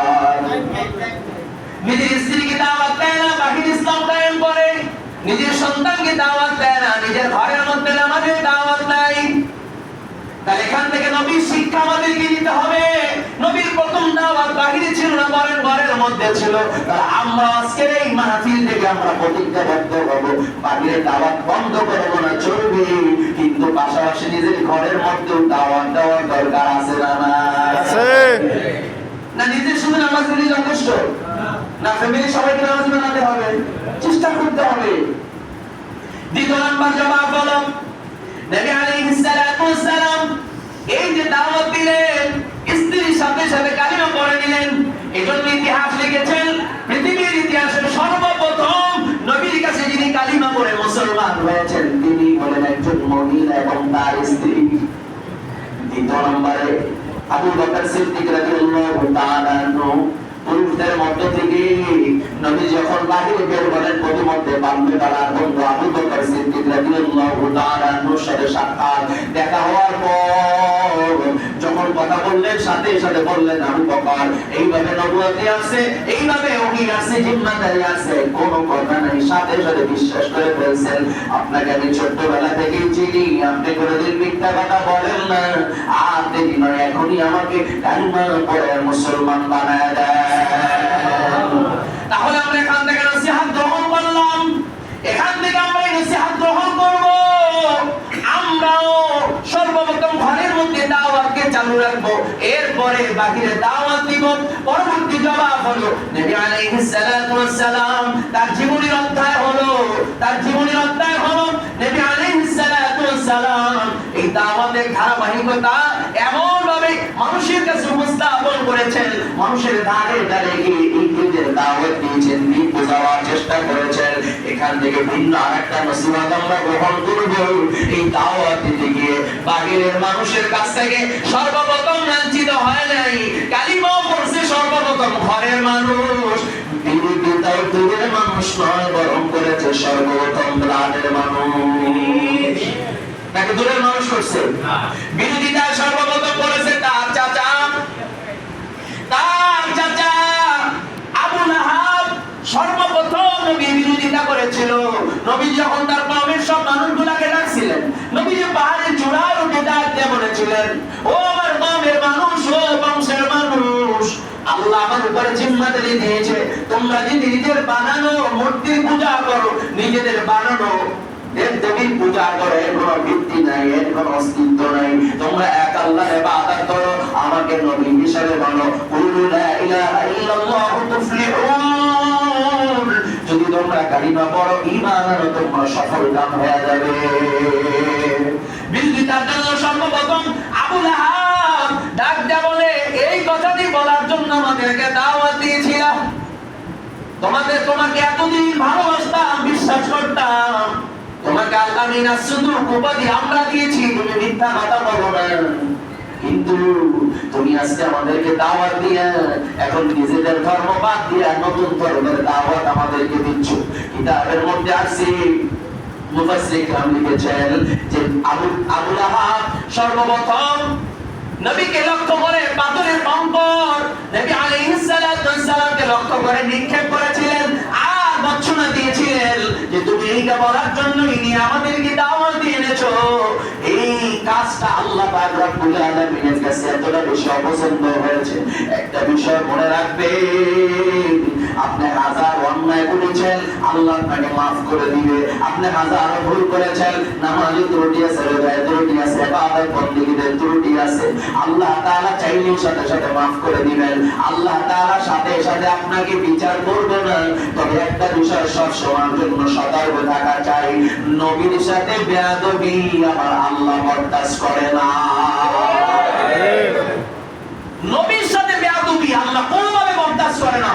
সব কিছু আল্লাহ তাআলা বরদাস্ত করতে রাজি, কিন্তু নবীর সাথে বেয়াদবি এটা আল্লাহ কোনোভাবে বরদাস্ত করে না। খুব কঠিন বিষয়। আজকে দেখেছেন পৃথিবীর ইতিহাসে আমেরিকা নবীকে নিয়ে ব্যঙ্গ করেছে, গোটা এলাকা শুনতে 1 কিলোমিটার সব ভূমিকম্প হয়ে সব মাটি নিচে ধসে গেছে। দেখেন না ইতিহাস? আমরা মিছিল করেছিলাম, অনেকে বলছে মিছিল করে কি হইবে, আমেরিকার মধ্যে করছে এরা এই জানো গাড়ি ভাই মিছিল দেয়, এটা মাথায় কোনো কাজ করে? আরে ভাই অনেকে বলছে আমাদের কানে আসে তো ভাই, আপনার সপ্তাহে শুনেন না আমরা শুনি। এইখানে বসে মিছিল করে তাতে কি ফায়দা হবে? অথচ এটা আমাদের ইমানি দায়িত্ব। কি হবে আর না হবে এটা তো আমাদের দেখার দায়িত্ব না। এটা আমাদের দেখার দায়িত্ব নাকি? না, আমাদের স্বার্থ অনুযায়ী চেষ্টা করছি, আল্লাহকে দেখায় দিয়েছি, ফয়সালা তো আল্লাহর পক্ষ থেকে আসবে। পৃথিবীর ইতিহাসে যেই ব্যক্তি যেই জায়গায় নবীকে নিয়ে অপমান করেছে, আজ অথবা কাল ওর লাঞ্ছনা দুনিয়ায় আমার আল্লাহ দিয়ে দিবে, কোনোভাবে ওর সার হবে না। আখিরাতে নয়, বরং দুনিয়ার মধ্যে আমার আল্লাহ লাঞ্ছনা দিয়া আমার আল্লাহ তাআলা বেইজ্জতি করে তারপরে দুনিয়ার থেকে বিদায় করাবে। কাজী বন্ধুদের জন্য জবাব হলো, এজন্য জবাব হলো, আবু লাহাব যখন নবীকে লক্ষ্য করে অঙ্ক নিক্ষেপ করেছিলেন, আমার আল্লাহ পছন্দ করে নাই। আল্লাহ তাআলা এই আবু লাহাবকে লক্ষ্য করে এক স্পেশাল সূরা নাযিল করেছেন ওর ধ্বংসের বরদোয়া হিসাবে, সূরাতুল লাহাব।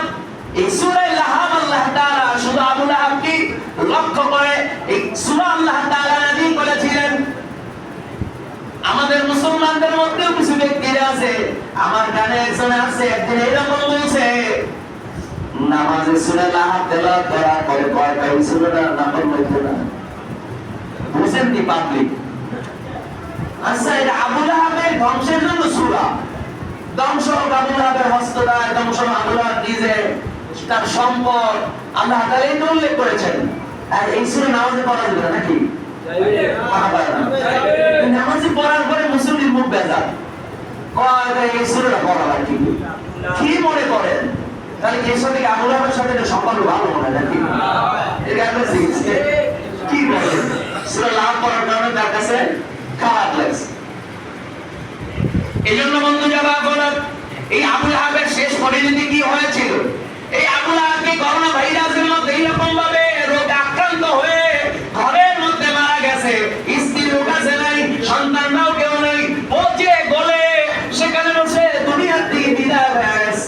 এরপরে সেটা কাঠের উপর উঠাইয়া এরপরে নিয়ে কোন রকম চাপা দিয়ে ফালা রাখছে, সম্মানের সাথে যদি পারে নাই, বরং অসম্মানী হয়ে বেইজ্জতি হয়ে লাঞ্ছিত হয়ে তারপরে দুনিয়ার থেকে বিদায় হয়েছে। কাজে আমি আপনাদেরকে বলতে চাই, আপনারা কি আবু লাহাবের পক্ষে থাকতে চান না নবীর পক্ষে থাকতে চান? নবীর পক্ষে। তাহলে আবু লাহাবের যে কালচার ছিল সেই কালচার আমার মধ্যে থাকবে না নবীর কালচার থাকবে? নবীর কালচার। একটা কথা আছে না যে তুমি আদব শিখছো কোথায়? তুমি এত সুন্দর আদব কোথায় শিখছো? কার কাছ থেকে? বেয়াদবের কাছ থেকে। কার কাছ থেকে? বেয়াদব। এটা কেমন কথা? বেয়াদবের কাছ থেকে শিখলে কেমনে? যারে ভাই বেয়াদব যেটা করে আমি সেটা করি না, সহজ কথা না? বেয়াদব যেই কাজ করে আমি সেই কাজ করি না, ব্যাস। তাহলে আবু লাহাবের পক্ষে থাকবো না, নবীর পক্ষে থাকবো। তাহলে বুঝতে হবে আবু লাহাবের যে কালচার ছিল ওই কালচার যদি আমি বাদ দিতে পারি, অটোমেটিক ভাবে নবীর রাস্তায় উঠে যাব। আর ওই কালচার যদি আমার মধ্যে কিছু কিছু থাকে, তাহলে কি পরিপূর্ণ ভাবে কি নবীর রাস্তায় ওঠা যাবে নাকি? তাহলে এইটা বাস হিসাব মিলালি হয়ে যাবে। এবার বন্ধু জবাব হলো, নবী আলাইহিস সালাতু ওয়াস সালাম এই দাওয়াত দেওয়ার কারণে তার বংশের মানুষ সর্বপ্রথম বিরোধিতা করেছে। এই বিরোধিতার ধারাবাহিকতা কোন পর্যায়ে গিয়ে দাঁড়িয়েছে? নবী আলাইহিস সালাতু ওয়াস সালাম 13 বছর মক্কায় থাকার পর সর্বশেষ কোনো বাকি যখন নবীকে ফিরাতে পারে না, নবীকে প্রস্তাব দিল, আব্দুল্লাহ ছে মুহাম্মদ, সকলেই বলেন সাল্লাল্লাহু আলাইহি ওয়াসাল্লাম, তুমি যে ধর্মের দাওয়াত দাও, আসো তোমার সাথে একটু সমঝোতা করি। কি করি? একটু সমঝোতা করি। তুমি আমাদের ধর্মের বিরোধিতা করবা না, আমাদের কথাও বলবা, তোমাদের কথাও আমরা বলবো, বিল্লাহ জিল্লাহ একলাতে চলবো, কোনো ঝামেলা নাই। তুমি আমাদের ধর্মের বিরোধিতা করবা না, আমাদেরকে ঠিক মতো করতে দিবা। যদি এটা করো, আসো আমাদের সাথে যদি সমঝোতা আসে, তাহলে তোমাকে 3টা প্রস্তাব আমরা জানায় দিচ্ছি। নাম্বার 1, এই মক্কার সবচেয়ে ধনাঢ্য ব্যক্তি তোমাকে বানায় দেওয়া হবে। নাম্বার 2, এই মক্কার সবচেয়ে ক্ষমতাশীল ব্যক্তি তোমাকে বানায় দেওয়া হবে। নাম্বার 3, সবচেয়ে সুন্দরী রূপসী নারীকে তোমার সাথে বিবাহ দিয়া দেওয়া হবে। আমরা কি করতাম? কি কর ঝামেলা দরকার নাই, তাও ভাই যেতেছি, এবার আমার প্রধান বানাই দেবে। এরপরে সুন্দরী নারী পাই যেতেছি, এইবার আস্তে আস্তে টাকা টাকা করবো, কোনো সমস্যা আছে? কি কর আমরা এটাই করতাম, কারণ আমাদের মধ্যে যে কিছু কথা আছে অনেক সময়। একটা জিনিস মনে রাখবেন, আমার মধ্যে যেটা ভালো সেটা ভালো, সেটা আপনাকে বলতে হবে। একটা মানুষের মধ্যে ভালো কালচার যেটা আছে সেটা ভালো বলতে হবে আপনাকে। সব তো আপনি এক পাল্লায় মাপ দিতে পারবেন না। একটা মানুষের মধ্যে 10টা কাজের মধ্যে তার 2টা খারাপ আছে, 8টা ভালো আছে। তার 2টা খারাপের জন্য 8টাকেও আপনি খারাপ বলার সুযোগ নেই। যেটা ভালো সেটা ভালো বলতেই হবে। যার যেটা ভালো গুণ সেটা আপনাকে বলতেই হবে, এটা অস্বীকার করার সুযোগ নেই। যার যেটা অবদান, কিন্তু অবদান যদি কেউ ভুলে যায় তাহলে সে প্রকৃত মানুষ থাকে না। কাজে অবদান যার যেটা। এই যেমন একটা মসজিদ উঠছে, এই মসজিদটি একজনের প্রচেষ্টা হয়েছে নাকি আরো 10 জনের পিছনে?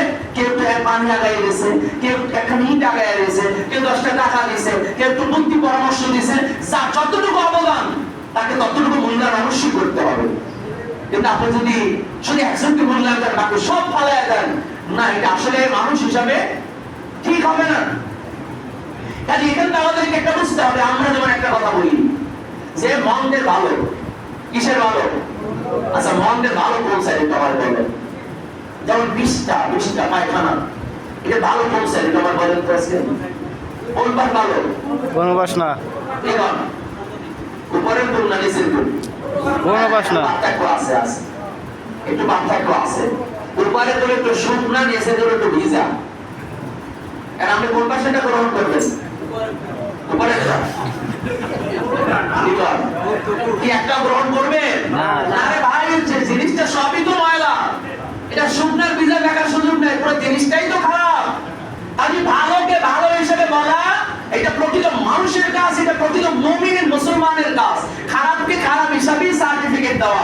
মন্দের কোনো ভালো সাইড থাকতে পারে না। যতটুকু মন্দ ততটুকু মন্দই বলতে হবে, যতটুকু ভালো ততটুকু ভালো স্বীকৃতি দিতে হবে।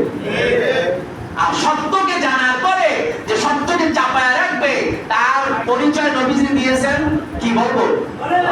বোবা শয়তান। কোন শয়তান? বোবা শয়তান। এটা থেকে দেখতেছি ভালো, এই লোকটাকে ভালো কালচারটা আছে, সভাপতি হিসেবে এই কালচারটা ভালো, সেক্রেটারি হিসেবে এই কালচারটা ভালো। আচ্ছা, ভালো যেটা সেটা ভালো হিসেবে আপনাকে স্বীকৃতি দিতে হবে না? এই স্বীকৃতি যদি আপনি না দেন, ভালো ভালো বলতেই হবে, খারাপ যেটা সেটা খারাপ হিসাবে দেখতে হবে। আর কয়েক মিনিট কি চলবে? রাত্র তো অনেক বেশি হয়ে গেছে না? অনেক বেশি হয়ে গেছে। আচ্ছা, 5-7 মিনিটের মধ্যে শেষ করে দিচ্ছি ইনশাআল্লাহ। অল্পের মধ্যে শেষ করে দিচ্ছি ইনশাআল্লাহ। এই জন্য বন্ধু জবাব হলো, নবী আলাইহিস সালাতু ওয়াস সালামকে যখন প্রস্তাব দেওয়া হলো, নবী আলাইহিস সালাতু ওয়াস সালাম ডাক দিয়ে বলে, ও কওমের মানুষ শোনো, তোমরা আমাকে যে প্রস্তাব দিয়েছো এর ভিন্ন প্রস্তাব আমি তোমাদেরকে জানাতে চাই। যদি তোমরা আমার এক হাতে চন্দ্র আর এক হাতে যদি সূর্য তোমরা এনে দাও, তারপর আমি যে তাওহীদের দাওয়াত দিচ্ছি, আমি যে কালিমার দাওয়াত দিচ্ছি, এই রাস্তা থেকে কোন লোক লালসা দিয়ে আমাকে জানলা পরিমাণের সরাতে তোমরা পারবে না। আমার জীবন আল্লাহর রাহে কুরবান। যতদিন জমিনে আমার আল্লাহ আমাকে বাঁচায় রাখবে, ততদিন তাওহীদের দাওয়াত হবে, দাওয়াত অবশ্যই আমি দিয়ে যাব। একজন পরিমাণ সেখান থেকে আমার সরার কোনো সুযোগ নাই। তাই বন্ধু, শুধু তাই নয়, এই হকের উপরে থাকার পরে পরবর্তীতে নবী আলাইহিস সালাতু ওয়াস সালামের জীবনী হত্যার মধ্যে কি ঘটে গেল? নবীর জীবন হত্যার মধ্যে কি ঘটে গেল? 3 বছর জেলখানার মধ্যে নবীজি কারাবদ্ধ ছিল। কি খারাপ কাজ করার জন্য না হক কথা বলার জন্য? কথা বলে না। আজ জেলখানায় গেলেই কি খারাপ? বুঝতে হবে, জেলখানায় কখনো কখনো খারাপেও যায়, আবার কখনো কখনো হক কথা বলার কারণেও শত্রু হয়ে তাকে জেলে পাঠায়, তার বলার কথা হয়ে যায়, সমস্যার কারণ হয়ে যায়। এজন্য জবাব হলো, নবীজি 3 বছর জেলখানার মধ্যে ছিলেন। শুধু তাই নয়, নবী আলাইহিস সালাতু ওয়াস সালাম সিজদায় রত এমন সময় কাফিররা উটের নারী বুড়ি, পচা উটের নারী বুড়ি নবীর কাঁধের উপরে চাপায় দেয়। নবী হক কথা বলার কারণে নবীর দান্দান মোবারক শহীদ হয়ে যায়। নবী হক কথা বলার কারণে নবীর মাথার মধ্যে লোহার হেলমেটের পাড়া ঢুকে যায়। নবী হক কথা বলার কারণে যখন তায়েফের ময়দানে যায়, দাওয়াত দিতে যাওয়ার পর তায়েফের মানুষগুলো বলে, আব্দুল্লাহ ছেলে মুহাম্মদ পাগল হয়ে গেছে, নাউজুবিল্লাহ। ছোট ছোট বাচ্চাদেরকে লাগায় দিলেন, আব্দুল্লাহ ছেলে মুহাম্মদ যখনই আসবে তোমাদেরকে দেখায় দেওয়া হবে, তোমরা চতুর্দিক থেকে পাথর নিক্ষেপ করা শুরু করে দিবে, কোনোভাবে যেন দাওয়াত দিতে না পারে, হকের আওয়াজ যেন না দিতে পারে। এই বাধাগ্রস্ত করার কারণে নবী আলাইহিস সালাতু ওয়াস সালাম তার পালক পুত্র যায়েদ তিনি যখন তায়েফের ময়দানে চলে গেলেন, তায়েফের ময়দানে যাওয়ার পর কাফের মুশরিকরা দেখায় দিল, বালকেরা দেখো ওই যে দূর থেকে আসতেছে আব্দুল্লাহ ছেলে মুহাম্মদ, ও নিজেদের ধর্ম বাদ দিয়া, বাপ দাদার ধর্ম বাদ দিয়া নতুন ধর্মের দাওয়াত দেওয়ার জন্য আসতেছে। আসার সাথে সাথে তোমরা চতুর্দিক থেকে পাথর নিক্ষেপ করা শুরু করে দিল। নবী তায়েফের ময়দানে যাওয়ার পর এমন সময় চতুর্দিক থেকে ওই ছোট্ট ছোট্ট বালক সবাই চতুর্দিক থেকে নবীকে ঘিরে ফেললো এবং চতুর্দিক থেকে পাথরের আঘাত নবীকে লক্ষ্য করে যখন পাথর নিক্ষেপ করতেছে, নবীর বালক পুত্র যায়েদ ডাকতে বলে, আমার নবীকে আমি রক্ষা করার জন্য, আমার নবীকে হেফাজত করার জন্য একবার আমি ডানে যাই, একবার আমি বামে যাই, একবার সামনে যাই, একবার আমি পিছনে যাই, যেন আমার নবীর গায়ে পাথর না লাগে। এমন সময় একবার আর দুইবার না, ওই তায়েফের ময়দানে নবী আলাইহিস সালাতু ওয়াস সালাম তিনবার বেহুশ হয়ে পড়ে গিয়েছিলেন পাথরের আঘাত সহ্য করতে না পেরে। এমন সময় নবী দ্বিতীয়বার দাঁড়াইয়া উঠছিলেন পর যায়েদকে ডাকতে বলে, যায়েদ, আজকে যদি আমি এখানে দুনিয়া থেকে বিদায় হয়ে যাই তাহলে কে কালিমার দাওয়াত দিবে, কে মানুষকে হকের পথে আনবে? কাজে আমাকে একটু সেভ করার জন্য দেখো কোথায় বসার জন্য জায়গা করা যায় নাকি। এমন সময় ছোট্ট ছোট্ট বালকদেরকে নবীর লক্ষ্য করে ডাক দেয়া বলে, ও তায়েফের ছেলেরা শোনো, আজকে তোরা আমার চিনো নাই, এই জন্য তোরা আজকে আমার গায়ে পাথর নিক্ষেপ করলি, কিন্তু জানিয়ে রাখিস এমন একটা দিন আসবে যারা তোরা আমি নবীকে এক নজর দেখার জন্য পাগল হয়ে যাবি। নবী আলাইহিস সালাতু ওয়াস সালাম যায়েদের কাঁধে ভর করে পড়ে পাহাড়ের উপরে উঠে হাজির। নবী আলাইহিস সালাতু ওয়াস সালাম বলেন, যায়েদ, আমি এখানে একটু রেস্ট নিতে চাই, একটু বিশ্রাম নিতে চাই, আমি অনেক ক্লান্ত, আমার শরীর থেকে রক্ত ঝরেছে, কাজে আমি অনেক ক্লান্ত, আমি আর হাঁটতে পারি না, অনেক দূর পাহাড় বেয়ে তারপর উপরে উঠেছি। এমন সময় একটা বড় পাথরকে লক্ষ্য করে নবীজি বললেন, আমাকে একটু পাথর উপরে বসার জন্য ব্যবস্থা করে দাও। এমন সময় আল্লাহ পাক রব্বুল আলামিনের পক্ষ থেকে পাথরের উপরে নির্দেশ চলে আসলো, পাথর তোর উপরে কে বলবে জানো, যার সৃষ্টি না হলেও তোর কোন অস্তিত্ব থাকতো না, আজকে আমার পয়গম্বর তোর উপরে বসবে, আমার পয়গম্বরের শরীর থেকে রক্ত ঝরেছে, তিনি আহত, আজকে যদি তুই পাথরই থেকে যাও তাহলে তোর ভাগ্যের পরিবর্তন আর কোনোদিন হবে না। আল্লাহ পাক রব্বুল আলামিনের নির্দেশ পাওয়ার পর পাথর তুলার মতো নরম হয়ে গেল। নবী আলাইহিস সালাতু ওয়াস সালাম পাথরের উপরে বসলেন। এমন সময় জিবরাইল আলাইহিস সালাতু ওয়াস সালাম নবীর কাছে এসে হাজির। পয়গম্বর, আপনার উপরে এত অত্যাচার আল্লাহ আপনার কাছে পাঠিয়ে দিয়েছে, আপনি যদি অনুমতি দেন একটু বলেন গোটা তায়েফ শহরটা সহ পাহাড় টাহাড় যা আছে সব সহ গোটা জমিনটা সহ আমি জিবরাইল উল্টে দেওয়ার ব্যবস্থা করি। নবীজি ডাক দিয়া বলে, ভাই জিবরাইল, না না, আমি জাতিকে ধ্বংস করার জন্য জমিনে আসি নাই, ওরা আজকে আমারে চিনে নাই, আমারে চিনে নাই, ওরা যদি আমারে চিনতো তাহলে আমার গায়ে পাথরের আঘাত করতো না। কাজে জিবরাইল, না, তাদেরকে ধ্বংস করা যাবে না, আজকে যদি তাদেরকে ধ্বংস করে দেই তাহলে আগামী দিনে আমি কাদের কাছে কালিমার দাওয়াত নিয়ে যাব, কারা কালিমা পড়বে, কারা মুসলমান হবে, কারা দ্বীনের কাজ করবে, দ্বীনের খেদমত করবে। নবী আলাইহিস সালাতু ওয়াস সালাম এই রক্ত ধরা ইসলাম, মাথার মধ্যে লোহার হেলমেটের করা ঢোকা ইসলাম, দান্দাল মানুষ শহীদ হয় ইসলাম, এই কষ্টে ইসলাম আজকে আমাদের কাছে জিম্মাদারি রেখে নবী জিন্দা নবী, হায়াতুন নবী, উম্মতের জন্য কান্না করে করে কবরের মাটি ভিজায়।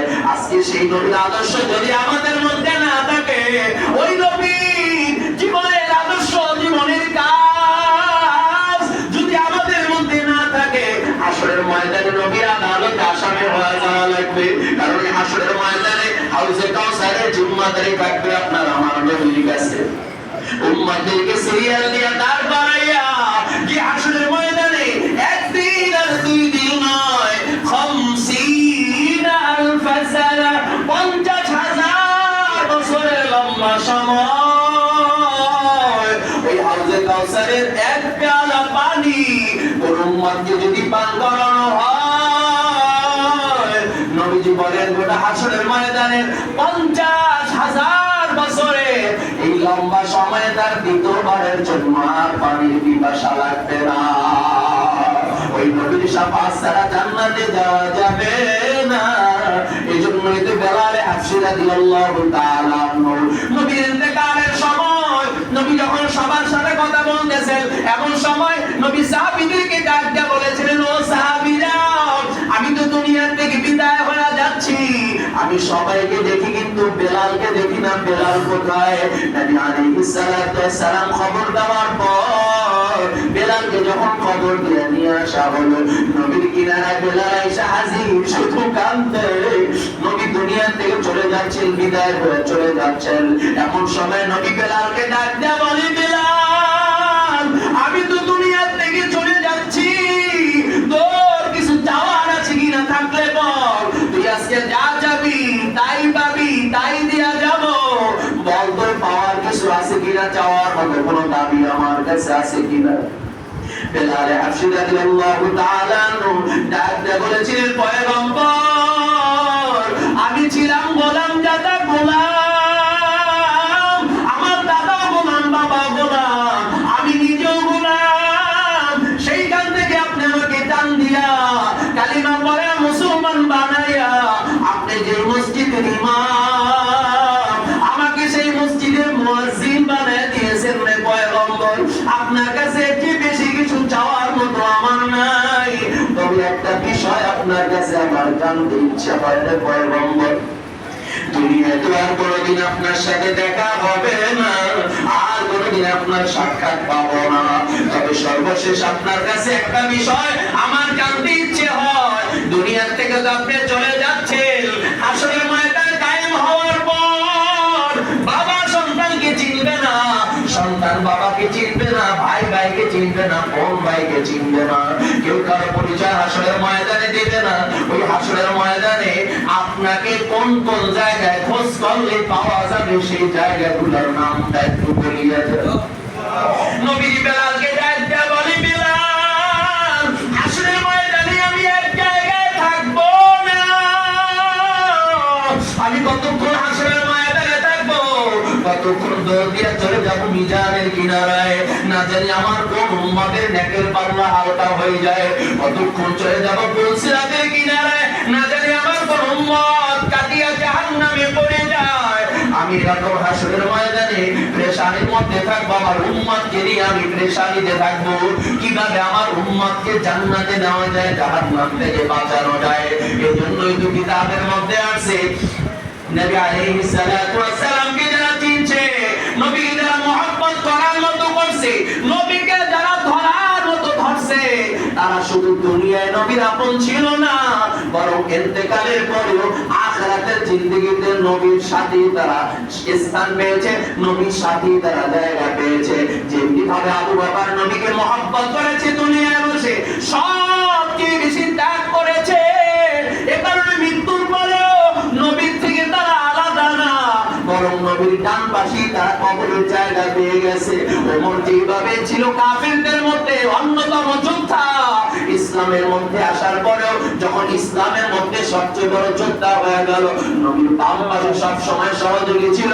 ইন্তেকালের পরেও নবীর রওজার বাম পাশে, নবীর কবরের বাম পাশে ওমর ফারুক তিনি জায়গা পেয়ে গেছেন। কিতাবের মধ্যে আছে হাসরের ময়দান যেদিন কায়েম হবে, সর্বপ্রথম আপনার আমার নবীকে হাসরের ময়দানে উঠানো হবে। নবীজি সর্বপ্রথম যখন উঠবে, তার ডান দিক থেকে নবীর সাথে সাথে আবু বকর সিদ্দিক রাদিয়াল্লাহু তাআলা তিনি উঠতে থাকবেন, বাম পাশ থেকে ওমর উঠতে থাকবেন, সামনের দিক থেকে ওসমান, পিছনের দিক থেকে আলী, নবীর পায়ের নিচ থেকে সেদিন আরো একজন সাহাবী উঠবে, সেই সাহাবী হলো হযরত বিলাল।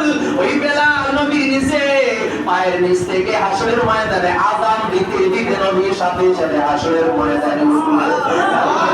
আপনাদেরকে বলতে চাই, ওই নবীর রাস্তা বাদ দিয়েন না, ওই নবীর আদর্শ জীবনের মধ্যে লাগায় দেন। কারণ এই দুনিয়া যার কথা বলেন না কেন, কেউ আপনার আমার আপন না, বিপদে পড়িয়া দেখেন কেউ আপনার আমার আপন না। এই দুনিয়ার মধ্যে সবাই কিন্তু স্বার্থপরের দল, আপনার আমার আপন হলো আল্লাহ এবং তার রাসূল, এছাড়া ভিন্ন কেউ কিন্তু আপনার আমার আপন হবে না। মৌতেও আপন হবে আমার আল্লাহ, কবরেও আপন হবে আল্লাহ, হাসর মিজান পুরসিরাত সব জায়গায় আল্লাহ এবং তার রাসূল। আমাদের নবী ছাড়া নাজাতের কিন্তু কোনো রাস্তা নাই। কবরে যাওয়ার পরেও কিন্তু নবী সম্পর্কে প্রশ্ন আছে না নাই? জোরে আওয়াজ দিয়ে মান রব্বুকা মা দীনুকা মান নাবিয়ুকা, নবীর পরিচয় কবরেও দেওয়া লাগবে। কাজী নাজাত যদি পেতে হয় তাহলে নবীর আদর্শ, নবীর রাস্তার উপরে আমাদের চলার জন্য দরকার আছে না নাই? জোরে বলেন। নবীর সাথে চলিয়া, নবীর আদর্শের উপরে চলিয়া যদি দুনিয়ার থেকে বিদায় হতে পারি, ওই কবরে যাওয়ার পরে যখন জিজ্ঞাসা করা হবে তখন বলবো, হ্যাঁ আমার নবী তিনি তো তার জন্যই তো আমার জীবনকে জীবন মনে করি নাই। দাঁড়িয়ে রাখছি কত মানুষ কটূক্তি করছে, দাঁড়িয়ে ছাড়ি নাই। টুপি মাথায় দিয়েছে কত মানুষ কটূক্তি করছে, টুপি ছাড়ি নাই। সুন্নতের আমল করে নবীর মহব্বতে আমার জীবনের সব চাহিদাকে বিসর্জন দিয়ে দিয়েছি। যদি নবীর পরিচয় কবরে দেওয়া যায়, হাসর মিজান পুরসিরাত কোন রাস্তায় আর কোন ঝামেলা থাকবে না। কাজী আজকের প্রোগ্রামকে জীবনের শেষ প্রোগ্রাম মনে করে নিয়তকে খালেস করে নেন, আর কোনদিন আল্লাহর গোলামি বাদ দিব না, নবীর তরিকায় বাগিরে আর চলবো না। যতদিন বাঁচবো আল্লাহর গোলামি করবো, নবীর তরিকার উপরে চলবো, দ্বীন ইসলামের উপরে আমার সারা দিনের জীবনটাকে আমি চালাবার জন্য চেষ্টা করবো। এমন নিয়ত যদি আমাদের অন্তরে থাকে, আল্লাহর ভালোবাসা মহব্বত যদি অন্তরের মধ্যে জায়গা নেয়, ওই আল্লাহকে দেখানোর জন্য, ওই আল্লাহকে রাজি এবং খুশি করার জন্য দুইটা হাত আমার আল্লাহরে জায়গায় দেখা দেয়। আল্লাহ আমাদের প্রত্যেকে পাঁচ ওয়াক্ত নামাজি হিসাবে কবুল করে নেন, নামাজিদের তকলি নামটা লেখিয়ে দেন, নবীর সুন্নাত তরিকা অনুযায়ী চলার তৌফিক দিয়ে দেন, নবীর আদর্শ মানিয়ে জীবন চালানোর তৌফিক দিয়ে দেন। আয় আল্লাহ, যাদের দাড়ি নেই দাড়ি রাখার তৌফিক দিয়ে দেন, সুন্নাতের জিন্দেগি আমল করার তৌফিক দিয়ে দেন।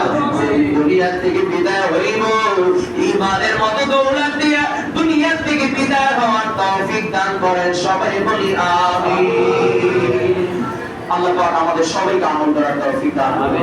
আমি চলে কিছু কথাবার্তা বললাম, এর মধ্যে ভালো দিকগুলো আল্লাহ যেন আমাদের আমল করার তৌফিক দান করেন, খারাপ দিকগুলো থেকে আল্লাহ তাআলা এড়িয়ে থাকার তৌফিক দান করেন।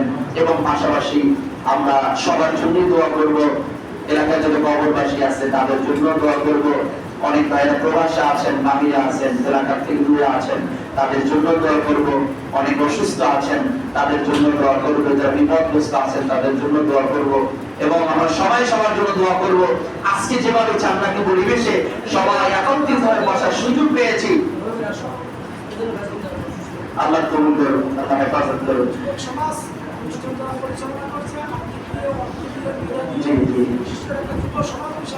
যুব সমাজ, আমার কলিজার যুবক যারা আছেন, যুবকরা চাইলে অনেক কিছু সম্ভব।